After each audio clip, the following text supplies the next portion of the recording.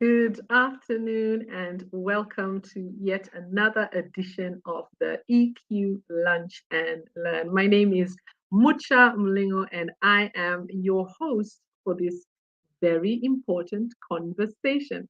As I always say, we bring the learning and you bring the lunch. So please do get yourself settled, bust out your lunch. I hope you are ready for a great conversation as always. February is known as the month of love. I don't know what you did for Valentine's. I hope you're not vexed because your Valentine did not show up as you had hoped. Today, we're not talking about Valentine's towards others, we're talking about Valentine's towards yourself.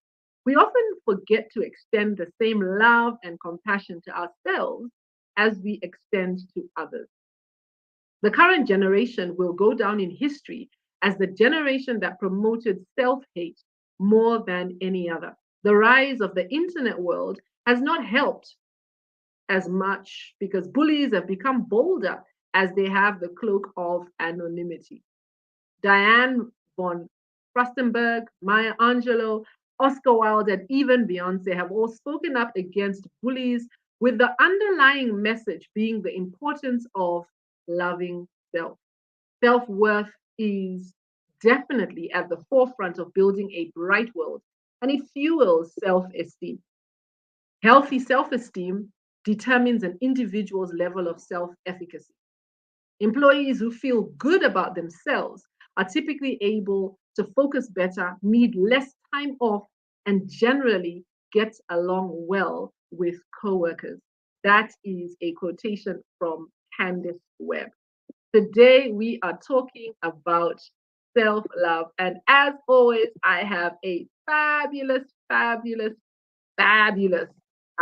group of individuals who are going to help me because this conversation would not be a conversation if it was all me. So, allow me to take a moment to introduce my panelists. Today, we're exploring the relationship between self love and self esteem and how emotional intelligence shows up there. We're talking about how to positively and accurately love oneself and build self compassion. I'll be asking my panelists where ego falls in there, and we'll be talking about why this self love is important uh, for work. Because this is an EQ Lunch and Learn that is really targeted towards supporting you as you work. So, my three guests I have with me today Sharon Gugi, and I am delighted to have her here. Sharon is an unstoppable firebrand who lives up to this definition in everything that she does. At the age 23, she became an author through her self published book, Let's Make Lemonade. This is an autobiography and motivational book that inspires people to make the most out of their lives, turning all the curveballs, aka lemons, that life throws at them into a tasty lemonade. She thrives in breaking glass ceilings and operates as though there are no limits. And I hope that you are as excited as I am to learn more from Sharon. She has a Bachelor's of Arts degree in communication, and she also graduated in 2020 from the Marketing Society of Kenya with a postgraduate diploma in marketing. And she received an award for being top of her class. Sharon, it is fabulous to have you here with us. Say hello. Hi everyone. I'm super excited to be here, and thank you so much for that amazing introduction, Mucha. Really looking forward to having a conversation and really just learning from everyone else who will be attending this session. So, I mean, self love is something I'm very passionate about. So, let's do this. Awesome. Really happy to have you here. Sharon, we have with us Wavi Mungala.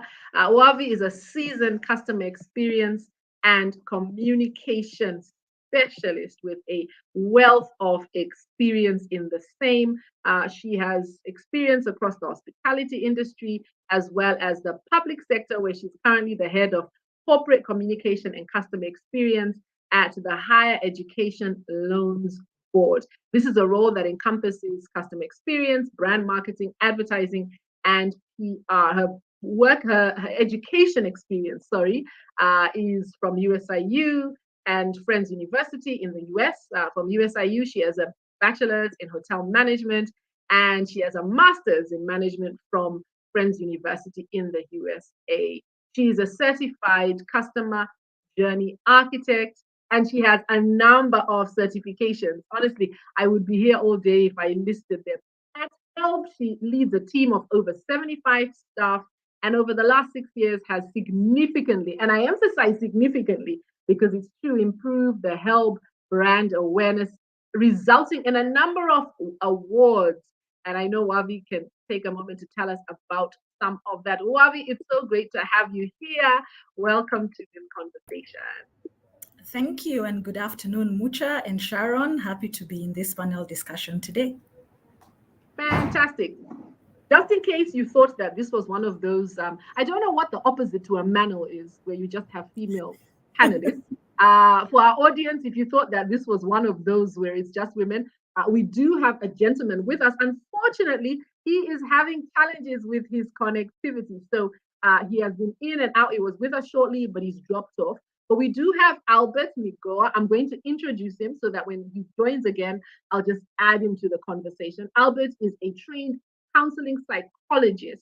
As a psychologist, he is able to understand the emotions and feelings of people, thereby able to communicate effectively. He is a counselor with the Red Cross and is the deputy team lead of counselors in Nairobi County. Additionally, he has established a team of counselors at the Red Cross Karen Langata branch. We were keen, and I really hope that he'll be able to connect to hear his insights from his perspective as a psychologist. He has been part of a number of mental health projects with nationwide profiles.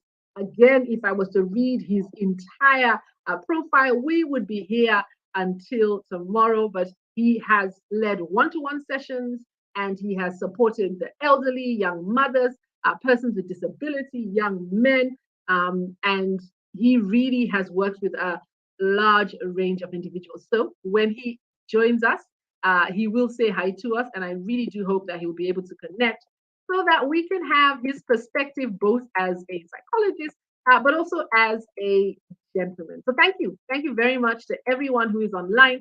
I see we have a number of people who said hello already. Shiko Mushiri, it's great to have you. Thank you for joining us. I know that we have some of our regulars who are already here. If you are online, just say hello so we can say hello back.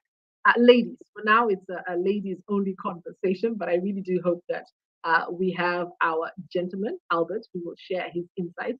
But let's get started. I'd like to start with a question to both of you. Sharon, since I brought you on first, I'll start with you, and then Wabi, I will come to you thereafter. But it is the same question I'd like to ask you. In your own words and using a personal experience, if you don't mind, briefly describe what self-love means to you. So, Sharon, over to you. Okay. I think self-love is a very vast topic. I don't even know how I can describe it in a few words, but I'd say to me, self-love means grace. Extending grace to yourself. I constantly remind myself every single day we are out here extending grace to everyone else. Someone comes, they wrong you, they disappoint you, but you know what? You put your head up and say, tomorrow we shall live to fight another day. We're always extending grace to everyone else. So for me, self-love means extending that grace that I extend to everyone else to myself. So when I mess up, I remember I am human like everyone else. When I disappoint myself, I remember, you know what? It's fine. I didn't get what I wanted to get out of a situation, but that's not the end of it. So for me, self-love, in a nutshell, I'd say is extending grace to yourself throughout every season of your life and throughout every circumstance of your life. Fantastic. I like that. Extending grace towards yourself. And I'm sure we're going to talk about that quite a bit because we are really hard on ourselves. Wavi, let me come to you. I'm so happy to have you, Albert. I did introduce you. I don't know if you heard me introducing you. Thank you so much for being here. But let me go to Wavi first, then we'll come to you. Wavi, what is self-love in your opinion? I agree with Sharon, the whole conversation around granting yourself a little bit of grace. I also think self-love is about self-prioritization, and self-care. This morning I was having an interesting conversation here at work. There's a huge project we are running.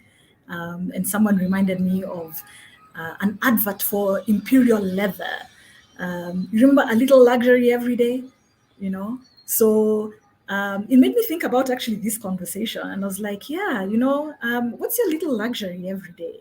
It could be that Imperial Leather soap that you take a shower with in the morning. It could be you like a nice handbag to go with to work. You like nice shoes to match with your belt as a gentleman, a nice watch. So what's that little luxury every day? So self-prioritization for me. I love that. Self-prioritization. So grace, self-prioritization, a little luxury every day. I can see the learning is already dropping. Albert, what is your take? What is self-love for you? And yeah, we'd be happy to hear your insights. Thank you so much for being part of this show. I'm very delighted, and I'm looking forward to a very interactive session and a very rigorous engaging as well. For me, self-love, I just sum it up as following: the ability to appreciate and view yourself positive regard of oneself and appreciate. Because I say that because as I heard you mention earlier on, sometimes we tend to be very hard on ourselves, and you forget that there's no you without anything else. It's because of how you view yourself, that's why you're able to do what you do. It is because of how you view yourself, that's how you're able to relate with people. The impact you make out there is heavily linked to how you view yourself. So for me, how you regard yourself and how you appreciate yourself, for me, are two key tenets that define self-love. How you view yourself and how you treat yourself. I really like that. I think that you've really defined this so well, right? So it's about extending grace. It's about self-prioritization, recognizing that you should come first, right? And you can come first, and not in a selfish way. It's about a little luxury every day. I really like that idea, Wavi. And it's how you view yourself. And this all contributes to this idea of self-love. Thank you very much for each of you sharing. Wabi, I want to continue this with you, looking at the concept of self-love from an organizational perspective, because yes, we're talking about extending love to self, but we're also here to have a conversation around how these concepts help us to show up at work. So looking at this from an organizational perspective, what impact do you think the idea of loving self would have on the experience that you extend to customers? So both internally amongst ourselves as a team, and then externally with our customers. How will self-love help organizations? All right. I think, customer experience is my business. And we usually have a saying that says, you got to take care of your internal customer first, and that's your staff. So then they can be able to take care of your external customers. And so for me, because I have led teams for the last 15 years, one of the things that we notice, and especially post-COVID, is the need, all this conversation around mental health, mental well-being. And so it's really just consciously embedding that in the everyday. In terms of, if it's for me, from a performance management perspective, when, looking at staff productivity, there's your hard targets. And then there's a conversation about how you're doing, how you really doing, and just taking that time to have that conversation with people really helps you understand, what is going on. Maybe there's a productivity dip, before you put someone on a performance improvement plan, it's to ask them what's going on. So you might find that, it's really maybe someone is battling with, a parent who has got a terminal illness or something like that, so it's really about reminding the team that they also have to balance between work and putting themselves first. So some element of self-love. Do you need a break? So this is a time where you tell someone, you know what, I think you should take some leave, so take care of yourself, and make sure that you're ready to come back to work. Where there's been instances where, referring a matter to HR, working with our insurance to make sure that we've got capacity for therapy, and make sure that the staff, have got access to that. Do you require hospitalization? And not stigmatize that process, it's extremely important. So we have a guidance and counseling committee. If you feel that, internal people are going to tell your stories, then, we can use, external, parties like the insurance and make sure that we get you counseling and therapy through that. So I think for me, the internal customer is really critical, because those of us in customer experience have the front line, and the front line can be brutal. Customers have really gotten brutal. And when you sit in public sector, there's a high level of entitlement as well. So it can be rough for the frontliners. When you talk about external customers, I think for me, it's how do you manage the conversation and the communication? Do you have a touch of empathy? One of the values and behaviors, actually, for us, we've got values and then we've got behaviors that we are supposed to live up to as staff. And one of them is I give hope. So is our communication actually giving hope? Is the customer going to feel terrorized by your response? So it's important, just to take care of the customer and understand them from where they're coming from. Secondly, when we have got opportunities to have stakeholder engagement forums with our stakeholders, like, for example, higher learning institutions. And we have got a program. We've got one of those that we run, consistently year on year, in March of every year. In the last 3-4 years, we've always included a topic on mental health. And now more recently, the one that's going to happen in March, we are actually going to have a topic on emotional intelligence. Emotional intelligence is also part of the training that my team is expected to go through. So then they can be able to build that capacity for self-love and coping, in terms of managing yourself, managing the work pressure, and what have you. Thanks, Mucha. Fantastic. Thank you. Thank you very much, Wavi. So I think from what you're saying, what I really heard so loudly is this idea that when your people, your team, are in a good space individually, then they are better able to do their work. They're better able to connect with customers. They're better able to give that hope. I love that idea that as employees, your behavior is to give hope. But you can't, it's hard to give hope to others when you are not extending that hope to yourself. Or at least if you do so consistently, that's why we end up having those instances of burnout or mental health challenges, because I'm giving from an empty cup. So right. Yes, I love what you've talked about. Thank you very much, Wabi. Let me just take a moment to say hi. Faraha, great to have you as always. We have some regulars here. And Tessie, it's good to have you here too. Thank you very much for joining us. I'm excited to hear that you are having those conversations around emotional intelligence internally. And I think this is critical. And emotional intelligence isn't really just this nice to have anymore. It's a critical skill for people to be able to thrive. And a key tenet of emotional intelligence is extending empathy towards yourself, even as you extend empathy to others. For those who've joined us, if you're new and you don't know, we will be asking for your insights and your comments. So do feel free to share your questions. If you have a particular question for a particular panelist, just indicate. Otherwise, you can just share your questions and I will come to them. Albert, I want to come to you. Before we put anything into motion, it begins with an idea or thought. Our mind, has been said, is the most powerful tool. How can we do this? How can we do this self-love, right? Because it's one thing to talk about what self-love is, but what practices can one put into place to ensure a positive mindset that will in turn yield self-love?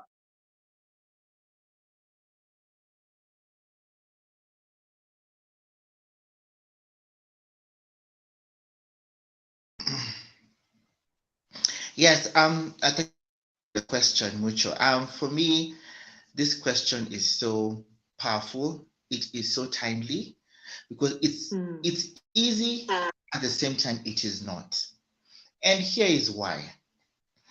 I always, before I answer, I'll just begin by saying this.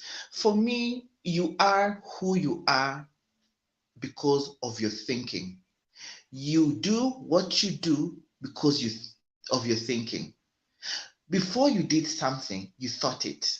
Before you said it, you thought it. And sometimes, based on our contexts, it's not very clear. It can be very difficult.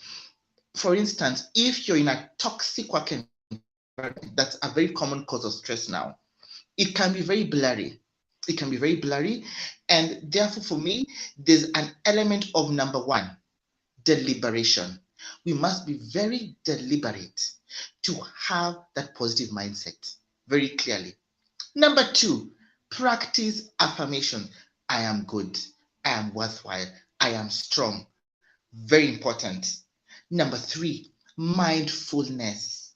Let's be present at any one given moment.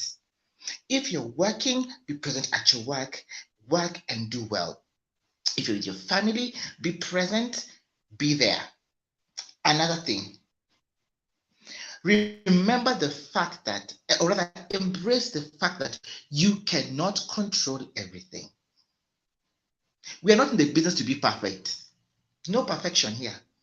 You cannot control anything. Another key point, you must be very deliberate in what you feed your mind. Connected to my earlier anecdote, what are you telling your mind? I always say, if you can't, you surely cannot. One example I'd like to give, Muchi, if you allow me, and for me, this is where the intersection between self-love and self-confidence could come in. One of the biggest challenges people are facing in the place is a very big issue. I've even experienced this. It's workplace bullying. Or I dare say for women, mansplaining. Very, very, it's such a scenario that will affect your self-confidence and your ability to love yourself, because what does it do? It makes you recoil, okay? It makes you doubt yourself. And the minute you doubt yourself, even the things that you do well, you won't do well. And now that's when now you start faltering, and you may end up underperforming. It'll end up affecting your work. It'll end up affecting your relationships and generally your interactions and associations at large. Finally, I think it's connected to what I call the wheel of life. And in this wheel of life, we look at facets such as your emotional, physical, psychological, social, spiritual environment. Whereby, if you do not have that if you're not nourished in terms of accepting who you are, then physically you can't eat well, you can't exercise. Socially, you're a social misfit. You'll not even give a damn about your environment. You'll not even be wary of what are these issues that are affecting your thinking, or you'll not even be aware about your emotions, So for me, those are some of the issues that I think can influence one to have self-love as it pertains to having a positive mindset. Thank you.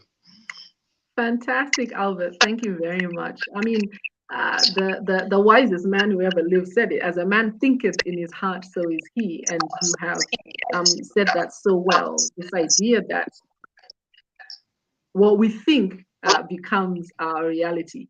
One of the things I tell my sons all the time is what you focus on expands, right? So what's in your mind becomes your reality. So we must be deliberate to have a positive mindset and practice affirmation, practice mindfulness, and then be intentional about what you feed your mind. Because if it's garbage in, then for sure it's going to be garbage out at the end of the day.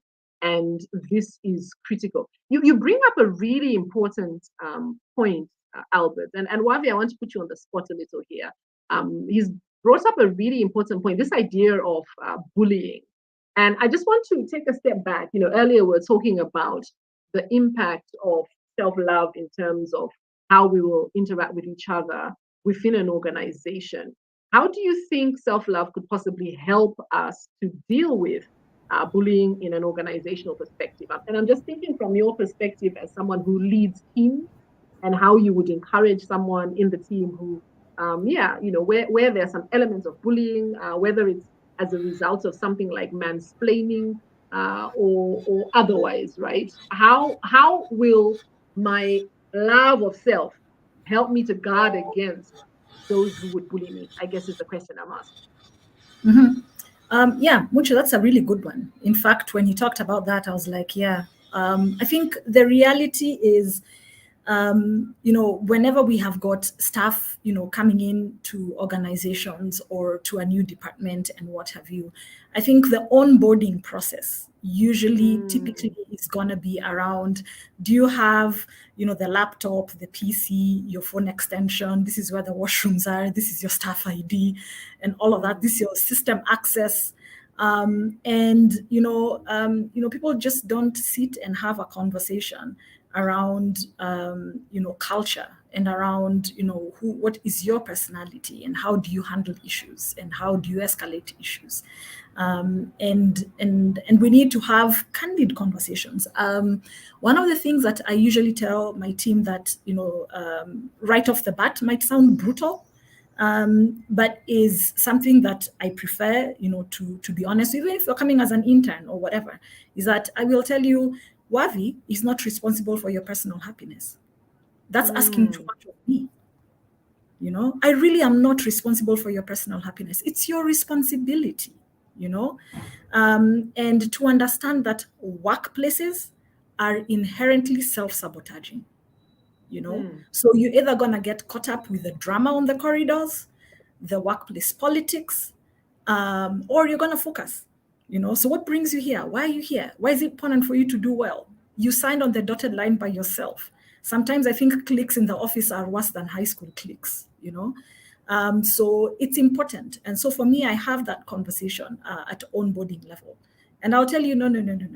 I am actually not responsible for your personal happiness. So it gives you a bit of a reality check that workplaces are not a walk in the park. But if you stay focused on what it is that you came to do, then you will sidestep the gaslighting because you will not entertain it.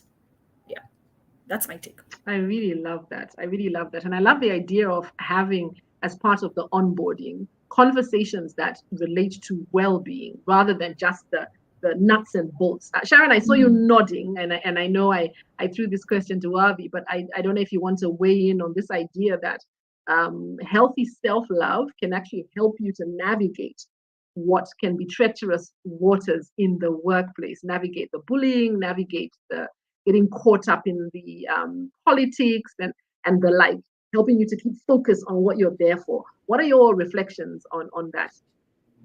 I totally agree with Albert and Wavi. I think the thing about the workplace, as Wavi was saying, there's a lot of self-sabotaging. And if you're not careful, you can easily get lost in that madness. We quickly, as soon as you get a new job, you have this excitement to go and show up and, do your best. You get in there and you realize, whoa, this is not what I thought about. Like organizations look very nice from the outside until you get in and you realize, okay, this is how things are on the ground. Yeah. But I think, as Wavi was saying, like keeping your head in the game is very important, and knowing that you signed those dotted lines on your own. There can be all this, I remember when campus we used to be taught about group mentality. You have people and you think that you're all a group and you're all thinking in the same line, but at the end of that finish line, you'll be alone and you'll realize you messed up on your own, and your life, the kind of home you're going back to. So I think for me, having self-love will also remind you, never to take things personally, because I feel like one of the things that really, especially for women, I don't know if it's a thing for men, that when things happen in the workplace, or rather you've been called out about something you've done, you tend to look at, you take it personally. So you think that this person is telling you that the job you've done is bad because of who you are as a person, but it's not that way.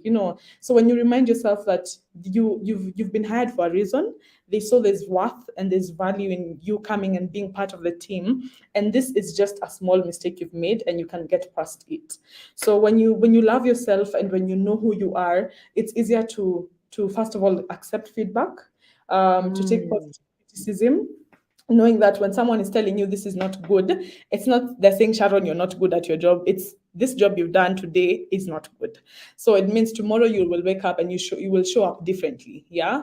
So I think for me, self-love is honestly it's very critical, especially in the corporate world, because you'll always know that at the end of the day, you there's a certain goal you've set for yourself, and this is just like a step in the right direction. And whatever happens, you will always take it positively, because you know at the end of the day you'll become a better person through that, as opposed to, because you see the problem with now having low self-esteem is anytime someone corrects you, you begin to think, okay, fine, I'm the problem, I'm never good enough, I cannot ever amount to anything, and that just throws you in a rabbit hole, and it's so hard to get out of that eventually. So I think it's very important to have these conversations in the workplace, and I'm so glad, especially after COVID. I mean, I think last year in 2022 we witnessed a lot of the great resignation happening all over the world.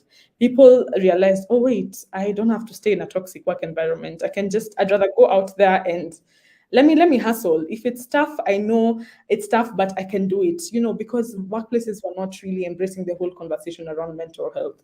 But I'm so happy now there's more, people are more aware about it, and people are doing more to ensure that employees are having a good time. But even as I'm finishing, I think what Wavi you've said is absolutely genius. Like, nobody's responsible for your happiness. Like, that's giving too much work to someone. Everyone out here is trying to become better for themselves, so you can as well jump onto that ride and keep the wheels turning. Mm, fantastic. I think that our audience are in agreement with us. We have Farahab who says, I'm loving the insights. I wish I knew this when I first started working. Workplaces are inherently self sabotaging, but we can choose how we respond and what we focus on. She says, thank you very much, Wabi. And Sharon, I really like what you said, this idea that at the end of the day, when we have self love, when we extend compassion towards ourselves, it helps us to be more open to getting feedback.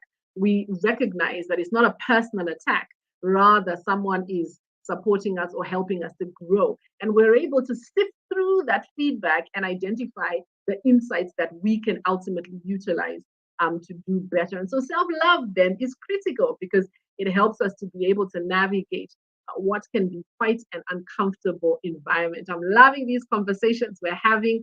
Francis Kaleli Mutsuku, you're very welcome. Great to have you here. Francis says that it's a nice talk. Having been in the insurance sector, specifically on health insurance, you're really doing a good, nice job. I think that, we, as you said, Sharon, are having more conversations about mental health. And I think this is critical. We're really excited as an organization. We have an annual emotional intelligence conference each year, and this year our theme is mental health. So in May, we will have the mental health edition of our EQ for Africa conference. And this is because these are some of the conversations that we should be having. And I really like what you said, Albert, to start off this whole conversation, and Wabi, what you said around making this a critical part of the onboarding process. So as you receive your laptop and your badge and your login credentials, you're also having a conversation about expectations, right, within the organization, and how to get help if you need it, right? How to get help if you need it. Fantastic. Thank you. Thank you very much for sharing all these insights. I want to have a conversation again. Albert, I want to come back to you. No, Sharon, I want to remain with you. I want us to talk about self-love. And I want to talk about how loving yourself can actually help you to have better relationships. How can practicing self-love help to ensure stronger and more meaningful relationships? We find ourselves in an environment sometimes where relationships between people are really strained. And sometimes it's because of our expectations, sometimes it's because we give too much of ourselves. What are your thoughts? How does self love help relationships? I think for me, self love and relationships are very closely knit. And I think it's the whole essence of, you see, when you love yourself, first of all, you attract the right kind of people in your life. There's just a way in which people who love themselves, people want to be around people who love themselves because one, they are confident people, they have high emotional intelligence, they can easily deal with conflict, they're able to know, okay, fine, I think I crossed the line there, and they can easily apologize as well because you tend to be a very grounded person generally when you love yourself and when you understand yourself. So I think first of all, the thing I'd say is it helps you attract the right kind of people into your life. The second thing is it really helps you deal with insecurities. Sometimes when you're struggling with self-esteem and low self-confidence, you tend to feel like people are in your life because they're doing you a favor. You know, oh, I think they're my friends because they don't want me to be alone, or they're feeling way for me, so that's why they're my friends. And but when you love yourself, you realize what you bring to the table. We say about this all the time, and it's a joke. It's been turned into memes. Like those things about when you know what you bring to the table, you won't eat with people who you don't want to eat with, right? So it's the same thing when you love yourself. You have a certain confidence that enables you to be secure in your relationships, and once you're secure, it's easier to build healthy relationships, as opposed to when it comes the reverse of this is you end up being codependent to everyone around you, and you end up coming to relationships from a point of need as opposed to a point of want, because I need people to constantly assure me that you're so amazing, you can do this, you are beautiful. But when you do this yourself, then you're coming in to add value in every person's life, as opposed to being the person who's always draining and draining and draining people. So I think for me, it's those two things. I think it's an aspect of security. You tend to you're secure in your relationships, and people want to be where there's stability. Every single person, whether it's a romantic relationship, whether it's friendship, every single person wants to be with someone who provides a sense of stability in their life. And then also, the other thing is, I think when you're secure about yourself, then you will always be content with where you're at in your life. And this aspect of competition will not be a thing, because I feel, especially with the millennials, we have a lot of competition with our friendships. We have people will genuinely smile at you, but at the back of their mind, they're like, how did this girl achieve all these things at her age? How is he driving a Mercedes at 28? We're constantly thinking, okay, what's this other person doing that I am not doing, and how come they're succeeding and I'm not? But when you're content in who you are, and when you have self-love, then it's easier to clap for people when it's their turn, and to know that, okay, fine, I am not yet there, but I will get there one day. And even when I get there, I want people to clap for me the same way I've done it for other people. So yeah, I think top of my mind, those are the things I can think about with relationships. I love what you said, and more especially that last point, this idea that self-love helps you to clap for other people. Wow, that's such a powerful insight, right?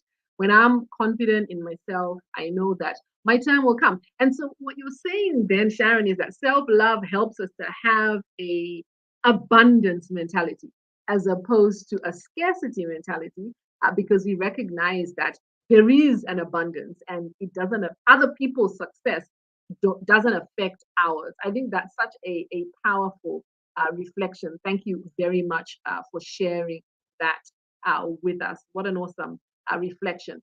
So Albert, I want to come to you as we continue, and thank you very much to everyone who is online. If you are online, whether you have joined us on LinkedIn or Facebook or YouTube, you're very welcome, and feel free to just share a comment and say hello so that we can give you a shout out too, as we celebrate on this month of love, extending love towards yourself. I find it amazing how quickly time flies, and so let me come to you, Albert. When you make a mistake, respond to yourself in a loving way rather than a self shaming way. In an era of unemployment, depression, a rise in mental illness, and online bullying, how do we encompass this statement in our day to day life? When you make a mistake, respond to yourself in a loving way rather than a self shaming way. How can I make that a reality on a day to day basis as an individual?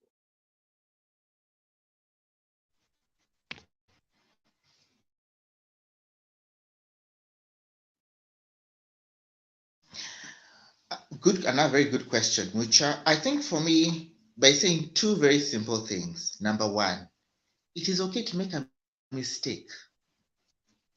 We can't know everything. But number two, and I think is the most important one, it is okay to be vulnerable. Be vulnerable. Be vulnerable. It is okay. We can't know everything. It's not possible. Every single day we are here to learn. I'll give a good example. This is something that many of us are falter in, including myself. And I'm sure we've all experienced it as we've gone out, especially on meetings. The common way of people introducing themselves is as follows. I'll just give a scenario. So, hello everybody. My name is Albert.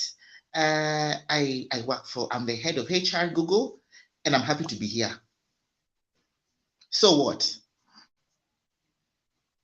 So what? That's the question that will follow.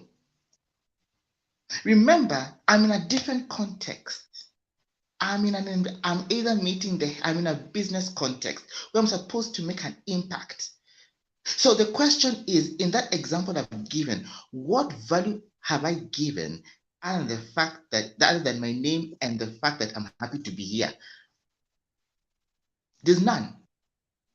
So the idea is to see how best can one present themselves. So it requires a lot of humility. It requires a lot of having an open mind. It requires one being flexible, okay? And I think for me, it also requires somebody who is willing to, to take key lessons from people, and also actually be very alive and aware to what they're good at and what they're not good at, and not fear in seeking help.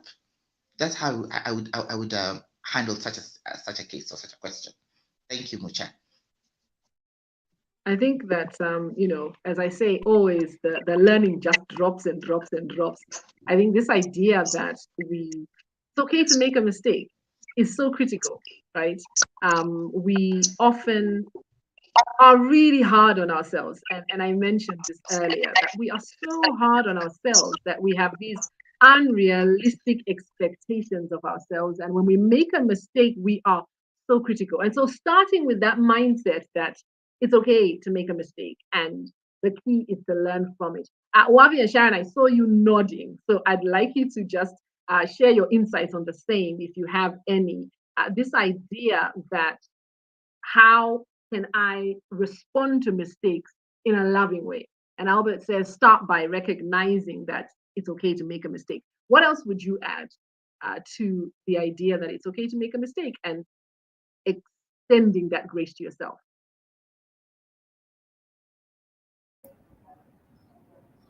Yes, Wavi, go ahead, and then I'll come to Sharon. Yeah, I think for me, it's what Sharon said a little earlier on. We have to extend ourselves grace, and we have to learn to forgive ourselves, and stepping away from what has happened and saying, you know what, this is it. I don't like how it makes me feel. Was it anything that was within my control? How do I react, going forward? Did I put myself in a situation where I just got caught up? So then how do I sort out my boundaries?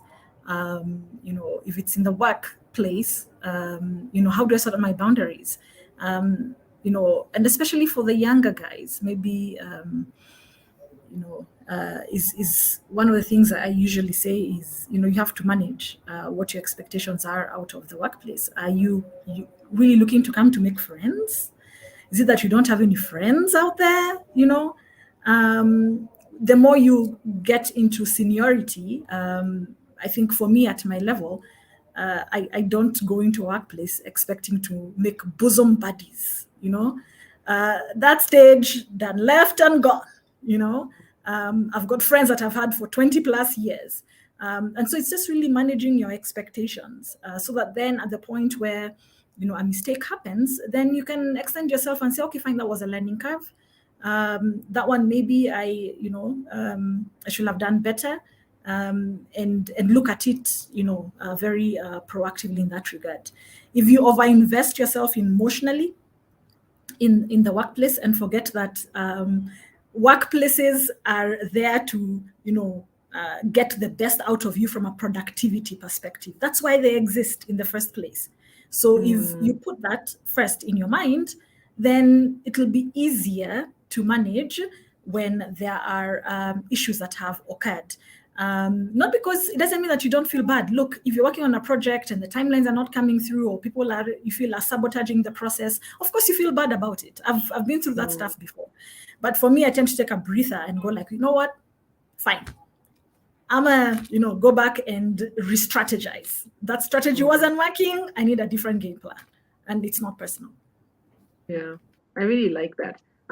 Sharon, I want to come to you on the same question, and I find myself in a space where I'm thinking how I want to handle this, because I actually feel that there's something you've raised, Wavi. So maybe let's do this. Sharon, you can answer the same question, and then Wavi, I want to come back to you, because it appears to me, Wavi, that from what you've shared so far, there's a lot of self-reflection that's required in order to love self, right? Because a lot of the things you've talked about is taking that moment to check with yourself. How did I show up? This didn't work how I wanted. What should I do about it? So there seems to me a thread here that I must actually reflect.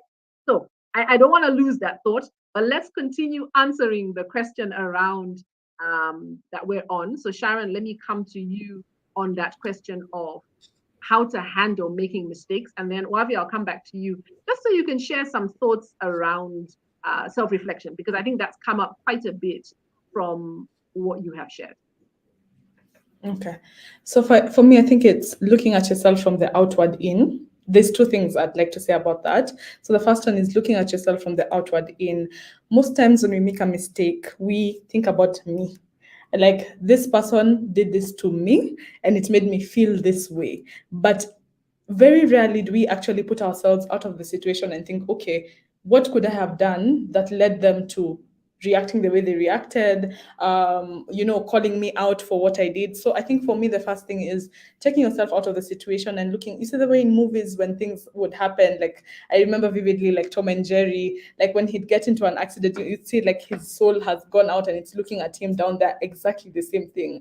So you look at yourself and think, okay, fine, I did this, and it's because of this that made this person react in this way. So when you put yourself in the other person's shoe, then it makes you see, okay, I know I also felt bad because they called me out, but there was something that I did that was wrong in the first place. And it grounds you as a person because you realize, one, you're not perfect. And then as Albert was speaking about vulnerability, that's where the vulnerability comes in for you to look inwardly and see, okay, maybe for me, then I struggle with, I'm short-tempered, and that's why I react to situations. What can I do about that, so that in a future occurrence, I can be able to deal with it better? So I think looking from the other side of the coin, placing yourself in the other person's shoe just helps you see, okay, fine, I made a mistake, but how can I prevent this mistake from happening in the future? And what can I do to ensure that I don't get back to the same place again and again? Then the second thing is emotional audits.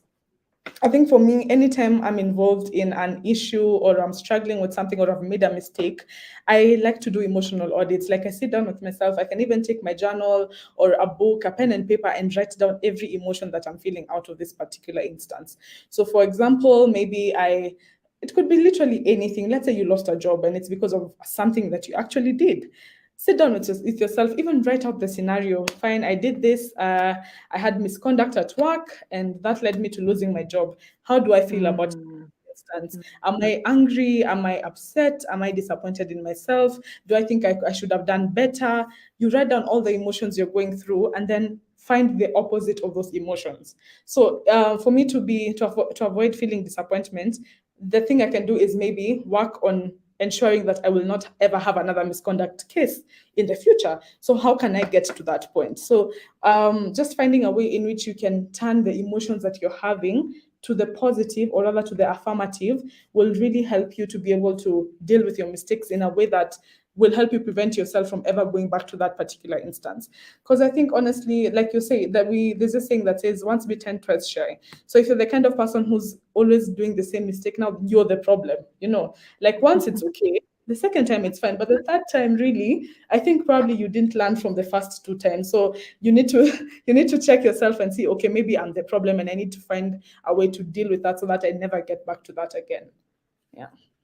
How amazing is that? And Sharon, you actually, in your response, then brought us to the point I raised earlier, because you talked about this idea of doing emotional audits, which I think then relates to what I was asking Wavi around reflecting, right? So taking responsibility. And I think this goes back again to the point that you made, Wavi, and the point that you made, Albert, about taking responsibility, right? Saying, okay, I made a mistake. How did I contribute? I think is what you're talking about, Sharon, to this mistake, and what can I learn from it? Before I come to you, Avi, to talk about this idea of reflecting, I have some comments here. Farahab says that I think the people who make mistakes are the ones who try things. So actually, making mistakes is evidence that you're willing to try, and so give yourself some grace and continue trying, and then learn from the mistakes. I think that's great. Mercy says, I agree with Mucha. I think it's okay to make a mistake since no one is perfect, but we can always get better at avoiding those mistakes. And perhaps one of the ways we can avoid mistakes is to learn from others, right? You don't have to learn from your own mistakes. There's times where you can learn from others as well. Farahab again says, having a growth mindset as well has helped me when it comes to making mistakes. I no longer dwell on my mistakes. I focus on what I've learned from the process. The EQ Lunch and Learn has helped too. Actually, Farahab, I think if we were giving awards to people who are the regulars, you would be one of those who's getting that award. Farahab is always here, and I'm really, really happy to hear that you find sessions beneficial. That really is the whole idea, the purpose of these sessions. As I always say, you bring the lunch and we will bring the learning, and if you apply it, it will make a difference. Wavi, let me come to you. So Sharon introduced this idea anyway by talking about the audit, but perhaps we can just talk a little, because from what you've shared, I heard a lot of this idea of self-reflection. And so how then does self-reflection help, or how is it related to self-love? Right. I think, if we take it back and look at it either, professionally or, personally, if we take a look at how maybe workplaces are structured, there's performance management, there's, a lot of organizations use, balanced scorecards. There's certain pillars that you're supposed to, achieve. One of the things I always tell my team is that you've got your work balance scorecard. Where's your personal balance scorecard? Do you, the same way you sign that with your employer at the beginning of the year, whether it's a financial year for those of us in public sector, or a calendar year or whatever. Where is that? And with performance management, you always reflect on the year that was, right? And then you set goals and targets for the coming year. So we need to personally, for ourselves. And I think it's easier said than done. We tend to kind of defer to the beginning of the year, January. Oh yeah, I'm going to have some New Year goals. I'm going to go to the gym. I'm going to pray more. I'm going to do some training. And it tends to be a bit haphazard. And then by February, it's fizzled out. One of my favorite tools and exercises, actually, that I discovered about 4 or 5 years ago, is the year compass, for our audience, just to go online and check on year compass. And I usually share this with my friends, with, my family, with my colleagues at work, with my team. It's gotten to a point where at the beginning of the year, guys go like, but Wavi, that booklet of yours that you usually circulate, please send me, or you shared it earlier, please send it again, And those of us who are familiar with the year compass, the reason why I like it is because, one, you can do it individually, or you can do it as a group. I have done it, as a group before with friends of mine that have been friends for 25 years. And so it's really just an amazing tool, because it walks you through what was your last year about. What are you most proud of? Who are the people that influenced you the most? So it gets really personal in terms of not just, oh yeah, I did well in this project, or I got a promotion, or, so it really helps you break down from an emotional needs perspective. And it brings in what are your best moments, what do you need to let go of, what do you need to forgive yourself of, and it's really important, in a journey of self-love. I've had years where it's easier to get this done, and there are years where you start this process and you go like, I'm gonna pack this for now, I'm gonna come back later, this conversation is way too difficult, I'm not ready to have this conversation with myself. And what I usually like about it is that, it helps you summarize like the past year, what 3 words, if you're gonna have a movie or a book, or what's the title for, the movie or the book regarding your past year. But what I really like is that when you begin to plan for your year, for me, my favorite bit has always been, what is my word for the year ahead? There's something about deciding on that and putting it out to the universe. The universe responds, personally, for me, like last year, my word for the year was intentionality. And I will literally carry my word for the year, as a profile on my WhatsApp. So those guys who know me, from a settings perspective, it's not that I will, or my Twitter page. My Twitter page will carry that word. Last year, it's stuck there. Intentionality. So everything that I was doing had that spirit of intentionality. So it's important for us to make sure that we do these things deliberately. We're very deliberate about work. We're very deliberate in sorting out other people. Do we sit down and have these conversations with ourselves? And do we sit down and have these conversations in safe spaces, in people that we consider that can be, legit and genuine, and that we can have these conversations, and who can be accountability partners. And they say, hey, you said you're going to do this and this and this for Q1. Where are you at? I'm checking in with you. So do you have that, personal accountability board? And when you do this consistently, as with anything, you just don't do it as a one-off. Are you checking in? Do you carry it with you? Do you actually, do you hold yourself accountable, and do you have accountability partners? I think for me, self-evaluation and just doing it continuously and be willing to have hard conversations with yourself is extremely crucial. Yeah. I love that. Thank you. Thank you very much, Wabi, for sharing. Tessie says, oh, wow, I can swear by the year compass, and I share it with my friends and family as well. It is an absolutely great reflection and planning resource. I usually set a date for myself in around November, early December, and I go out and spend the day just really reflecting on the year that was. And the year compass is phenomenal as a guide. And like you say, Wabi, it's something that you really do have to give time for. And sometimes it's a little harder than other times. I like what you said about having a word. I usually have a word for the year, and I also have a passage of scripture for the year. And they really do guide your thinking and behavior the entire year. So I agree 100%. Lots of comments here. Daisy says, really good tip on the year compass, Wavi. Thank you very much incorporating this. Mercy says, thank you, Wavi, for always sharing the year compass. So that's clearly someone who you've shared it with before.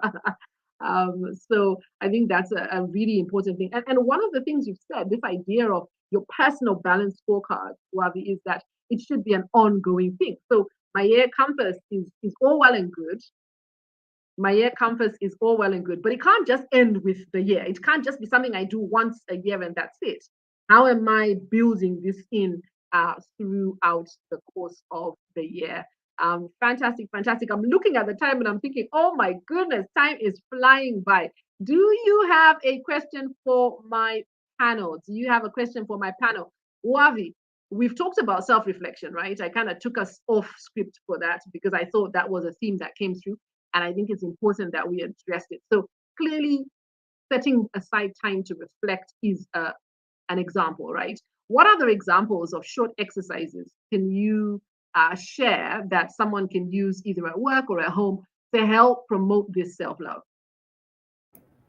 I think one of my favorite ones really is just to be deliberate about, starting the week. And when I start the week, what's going to be, like a message, a quote that I would share in spaces where, either I am, working with my team or my friends and family. There's in my family, I have a thing for at the beginning of the month, on the first of every month. I will always send, my loved ones a message around, Happy New Month. And everyone is going to have a specific message. That's why Pinterest exists, right? Yeah, you can always find some nice image. And so whenever I run late, because I'll do that really early in the morning, if people haven't seen that message by about lunchtime, they're reaching out to me and going, are you okay? Are you okay? You haven't sent this message, so we have a problem. We're waiting for you to send us a message. So really, when I get deliberate about putting out that positivity, then I find that then I also receive it back, and people actually reach out to me and ask me, are you good? Are you okay? The other one is I'm founder and convener of a customer experience possibilitarians group that brings together, customer experience professionals across various sectors. And one of the rules of engagement is around, just coming back with gratitude. If you reached out to someone, if someone gave you, any feedback, celebrating people, and just having that level of optimism. It's really, really, we have to be deliberate about that. Otherwise, we're going to wallow in self-pity and complaints. Those never go away. How do we show others love? And when we learn to show others love, then we will also learn to show ourselves some self-love.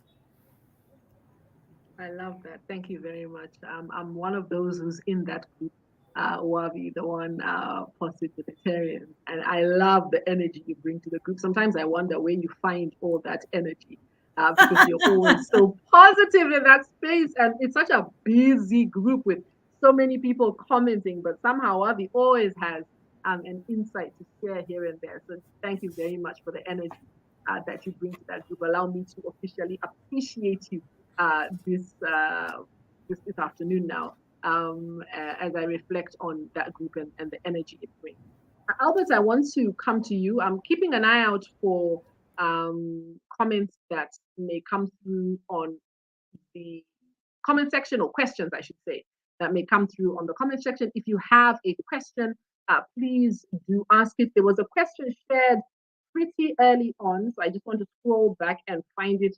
I think it was a question that was shared when we were having a conversation earlier. I will find it. Yes, from Farah, sorry. The conversation about taking care of your team members. What do you do? And Albert, I want to come to you with this question. What do you do when the information you share in confidence is used against you in a performance review? Woo! That's a tough one. So that's a question that's come here. And actually, you know what? Let me not just limit it to Albert. Anyone who wants to share, I'm sure Wavi, you may have some insights on this as well. So any thoughts on that one? That's one of the first questions that comes through. If you do have a question, do feel free to ask it now. Albert, any thoughts on that? Yes. First and foremost, thank you for the question, Farah, but very unfortunate. That's why for me, in any whenever you are doing your onboarding, you need to know what policies exist within the organization that can protect you. Because clearly, in that regard, there's some form of violation. But in as far as you're not able to identify and know what policies are there to protect you, then you're likely to have some kind of challenge. So for me, I really advocate for knowing what policies exist around you that are within the organization that can help you. Secondly, it also depends on what kind of information, I must say. Because there's some information that is really, so for, let me give a scenario. If, for example, I say, oh, I was beaten by my wife yesterday, and then you decide now that's the conversation for the next week or the next month or the next 6 months, then you're now triggering certain laws that I believe that are in the organization, and if not, there are laws within the constitution that will protect you. So there's need to know what labor laws exist, which ones are there that can protect you for some of these things. And sometimes you just call the person out. I mean, just confront that person and tell the person, I don't appreciate 1, 2, 3, 4, 5. I appreciate sometimes it may be difficult depending on the nature of the relationship, especially if it's a supervisor or a senior manager. But that being as it may, figure out how do you maneuver, navigate around the policy within the organization that can help protect you. And I think if maumivu yakizidi, toka. I see Wavi is smiling in agreement, and Sharon, you're watching. Yeah. Any thoughts on this? Any thoughts on this? I think this is a really I think I have something to add on to what to that particular conversation. And I think for me it's really pretty when I talked about earlier around workplaces being inherently self-sabotaging. We need to remember that, coming to work, and I always tell guys this, let's assess your environment and figure out who you're going to tell what. There are spaces where it is HR themselves spreading the stories, so you need to be careful. And that's the reason why I said earlier, do you have a guidance and counseling committee in your workplace that can be able to help you and is able to keep the confidences? Then fine. If you have done your homework and people always, feel uncomfortable about that space, then, go to your HR and say, what are the benefits that are covered, and, speak to someone externally that will not be able to have capacity to, speak about your stuff. But I think finally, just really finally, I would like to say, you know what? You cannot legislate bad behavior. You just cannot legislate bad behavior. It is what it is. People, there can be a policy in place, there can be whatever in place. So you have to, and that's why the self-love is important. You have to take care of yourself. So before you actually speak to everyone, who are you speaking to? Have you tested the waters and you feel they can hold confidences? Or are you going to acknowledge, yes, I need some help, but I'm going to do it in a place that's safer? Because already vulnerability is challenging enough. You pour yourself out to the wrong person and the corridors are going to add aromat and curry powder, lots of salt and, Royco. And the next thing you know, the whole different conversation that is happening out there. But you also need to be prepared to know that, at some point, some people will talk, and you have to have some element of helmet. It is what it is. You cannot legislate bad behavior. Figure out how, and that's why self-love is important. I really like that. Sharon, I don't know if you wanted to comment. Yes, Albert, sorry. Go ahead, Albert. You wanted to say something. I forgot to mention something, just to connect to what I said earlier and what Sharon has said. I think we have to introduce the notion of being wisely vulnerable. Be wisely vulnerable. Which know what to say, when to say, how to say, whom you're saying it to, and what you're saying. And let me say this, and I say for me with a lot of humility, please forgive me for the bosses around. The worst person you can ever imagine will have your back is your boss. The worst.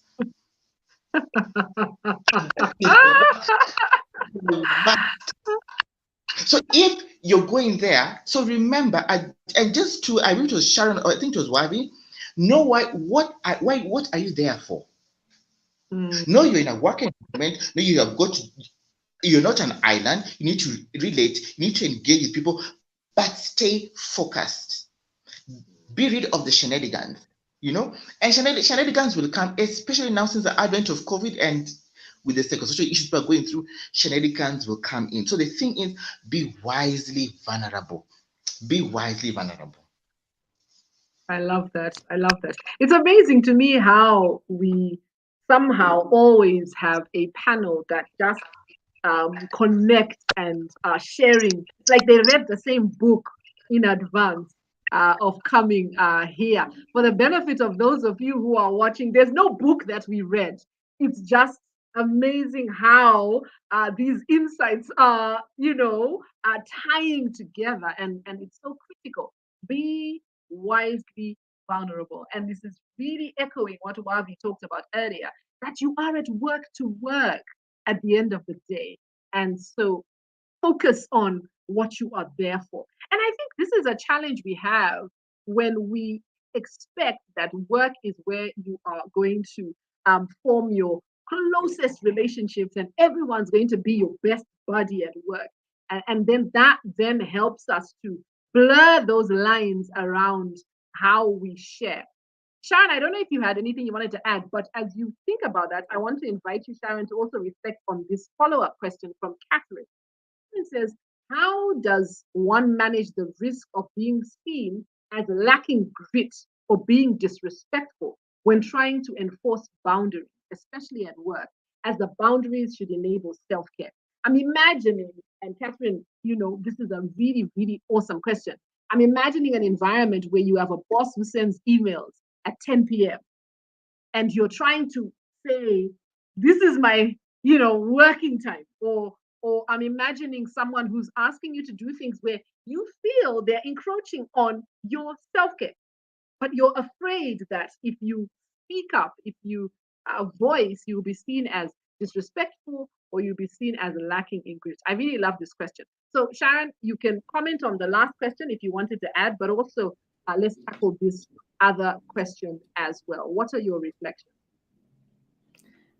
So for the last question, I think Albert really just put a stamp on it. That's exactly what I want. You have to be wisely vulnerable, and that's where the whole. That's why emotional intelligence is very key in this life generally, and not just at work, because even out there, like if it's a matter of friends, you have to always know who can I share what with, because every friend serves a different purpose in your life. Same thing, your colleagues. Every colleague in your workplace serves a different purpose in your life. You have those ones who maybe are your peers who help you, encourage you to like just become better, do more. And then you have your boss and you have people who are probably under you. So it's about you just knowing what to share with who and when. I think once you have that, then it's easier to just ensure that you mitigate the risks of information falling on the wrong person's hand. The other question, I think for me, I'd say is showing up and being very excellent at what you do. Because once you show up, for example, if you're the kind of person whose work is always top notch and you deliver and there's no questions as to your work, even when someone sends you an email and you don't respond to it because it's past your working hours, they will respect that. Picture a scenario whereby you're always dropping the ball, you're never delivering anything, you're never meeting any deadlines. So even when a boss is trying to reach out to you past working hours and you don't do that, they will remember everything else you don't usually do, and then that will be the cherry on top of the cake. So I think for me, it's one way to set boundaries at work is really just do your. I think workplace, your work speaks for you. Like your work speaks for you even when you're not in the room. Your work speaks for you when you're not present. And once you're doing a good job, nobody can dispute that. So even when they're trying to, the way you're trying to look for a mistake and you really can't see any because this person is always really just doing what they're supposed to do, then that way you'll have boundaries even without necessarily saying you have those boundaries. Because we're told that a boundary is only a boundary when it's verbally spoken. But I think also at the workplace, when it comes to boundaries, you have to also be careful with how you speak about them.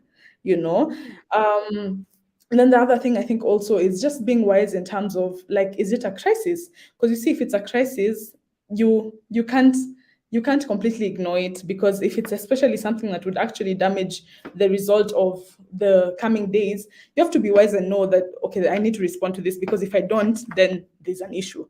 And tomorrow it will be harder to correct the issue.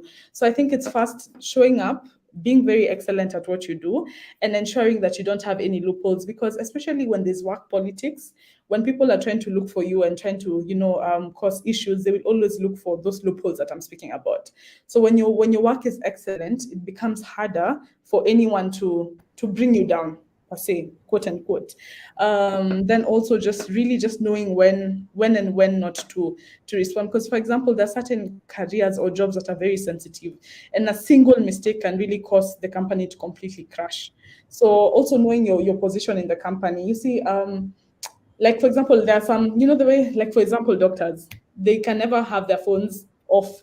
There's nothing about work boundaries when it comes to some certain careers, but I think it's about also you knowing what career you're in, what role are you playing in this organization, what kind of boundaries should I set, and also, is it a once in a lifetime kind of thing, or is your boss actually taking advantage of this?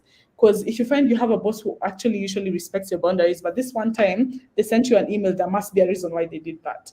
So it's just being smart about it, being wise, as Albert was saying, just being wise in how you handle people, in how you handle situations, and then that way you'll easily be able to set boundaries. And then also, I think there's also a way in which you can politely communicate some things. So, for example, if you are a family person or you're a mother, you can just mention the following day, I'm sorry I wasn't able to respond to your email because I was caught up, doing other responsibilities in my house. That way anyone would be able to understand that. So I think it's just a matter of communication, understanding your audience, what to say to them, what would work for them, and also just ensuring that you have no balls hanging, like you have no loose ends in your Yeah, work, and you're yeah, always yeah. showing up. Yeah. I really like that. Yeah, I like Mucha, that. I Yes, think well, yes, yes. I, Go ahead. I I hear Sharon where she's coming from, but there's also the flip side of it. When we think about it from a workplace perspective, there's also the situations where you're putting in everything. You are really going above and beyond. You really are a poster child for working, but you really just it's a toxic environment. It's the leadership, your manager, your boss, or whoever else is running the show is just really a narcissistic personality, and that's why we go back again to onboarding. We might look at it from the perspective of, yes, we are being onboarded into the organization. Yes, you need to do an assessment of you personally, the environment that you are joining, and learn to set those boundaries from the beginning and figure out what kind of boss, that you have.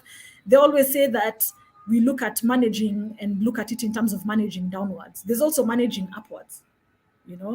And I keep going back again. Workplaces are inherently self-sabotaging, and you cannot legislate bad behavior. So you have to figure out how you're going to manage upwards. And if, like Albert said, if it's too much, imagine exit. Mm, It's never that serious. Understand yourself, have some self-love, and understand, what, this environment is not going to work for me, and this is why it's not working for me. So then you can leave before you go down a rabbit hole, and you really need a whole lot of therapy and help. yeah, yeah. I really love that. So what I'm hearing you guys say is, number one, show up. Make sure that you are doing the work. You're not dropping any balls. That you are. It's evident from your work ethic that you are committed to the role. That's one of the first ways that you can make sure it's easier for you to set your boundaries. What I'm also hearing you say is that be mindful of the circumstance. It's one thing if your boss is asking as a one-off for you to do something that encroaches maybe on your family time. It's another thing if it is a consistent behavior. I'm hearing you say speak up if necessary, right? So be willing to speak up, but use emotional intelligence as you speak up, right? There's a way in which you can speak up. And what you've talked about managing upwards as an example so that you can articulate what those boundaries are. I'm hearing you guys say have some wisdom, know the environment within which you operate, and know how to navigate in that environment. And most importantly, I'm hearing you say that your self-care is more important, and if necessary, exit. If it's not working for you and it's beginning to impact your mental health, then exit. because you are important. I am loving the conversation we are having today, and I cannot believe that we are 8 minutes to close. What a powerful conversation. I want to do two things. Firstly, I want to just share some comments that are in the chat. Then I'm going to talk a little bit about a program that we are running, and then I'm going to come back to my panel for each of them to give their parting shot. This idea of being wisely vulnerable has become the hashtag of this conversation. Farahab says hashtag wisely vulnerable. Mercy Mucha, hashtag yes, if you tag me wisely along, vulnerable. Tag you along. Yes, oh yes, at yes. Albert Migoa. Yes, no problem. Yes. Catherine says, wisely vulnerable mantra of the month. Thank you very much for sharing, guys. Connect with us on social media. I shared the LinkedIn profiles of each of our speakers. So please do have a conversation. Let's have a conversation on LinkedIn about being wisely vulnerable and what that means. And make sure you tag each of us as you have that conversation. I think that's a really important conversation to have in the workplace. As Wavi keeps saying, the workplace is inherently self-sabotaging. So beware and be aware of what you are there for. So, my panelists, I'm coming to you shortly to get your parting shot. I cannot believe that we are 6 minutes ago, but I do want to take a moment to tell you all about a program that we are running. Underpinning everything that we have spoken about today is emotional intelligence. Emotional intelligence is the glue that enables us to love ourselves, that enables us to practice the self-reflection that we've talked about, that enables us to practice the self-audit or the emotional audit that we've talked about, that enables us to extend this empathy towards ourselves, that enables us to really check in whether the environment we find ourselves is the most appropriate environment. And so I would like to invite you to participate in an upcoming edition of the Insights for People Development, which is really our introductory emotional intelligence course. It is an online program running over 4 days. So it's 4 mornings for an hour and a half each morning. In this interactive and engaging workshop, you will learn how to increase self-awareness, how to build confidence, and how to improve interpersonal skills to enhance your performance. Specifically, we're going to be looking at how to connect with your emotions and develop greater self-awareness so that you can make better decisions for yourself and for others. We are going to talk about how to take control of your thoughts. Remember earlier we talked about the idea that as you think is how you act. So we'll be talking about how can you take control of your thoughts and navigate your emotional state so you don't remain stuck in those negative spaces. How can you leverage your EQ strengths so that you can optimize how you interact with others and influence? How can you leverage the power of emotional intelligence to reduce and release stress? So this is a program that we run in collaboration with 6 Seconds. 6 Seconds is the world's largest emotional intelligence network, and we are going to share a link to this program. Feel free to check it out online. Every person who will join this program will get a personalized workbook. So you will do an EQ assessment, and your workbook will be personalized in response to your EQ profile. And we will share with you some amazing insights about yourself that you can utilize going forward. Like I said, the program runs over 4 mornings from the 28th of February. So that's Tuesday, the 28th of February to Friday, the 3rd of March. So that's every morning from 8:30 to 10 East Africa time, and it costs $125. Check it online. If you have any questions, feel free to interact with us across all our socials, and we'll be happy to tell you more about this program. Like I said, when you join, you will get a facilitated webinar, you will get an EQ assessment and personalized workbook.